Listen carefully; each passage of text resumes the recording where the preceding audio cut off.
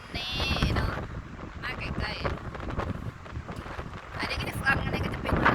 โรงแรมโรงแรม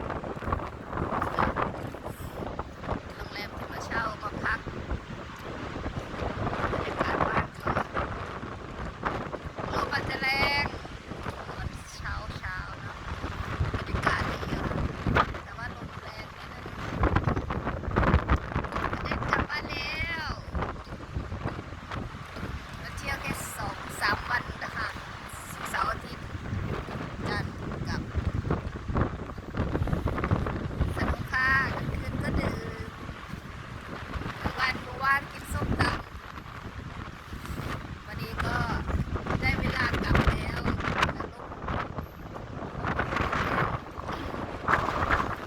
บรรยากาศทะเลเนาะ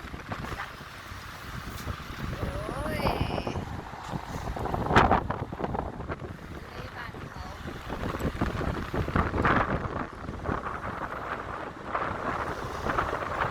น้ำก็จะไม่ได้ลงหรอกค่ะ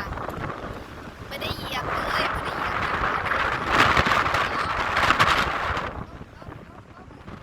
คนจะปิวเสียงลมเนาะขอบคุณนะคะอีพีสุดท้ายเนาะหมดเวลาที่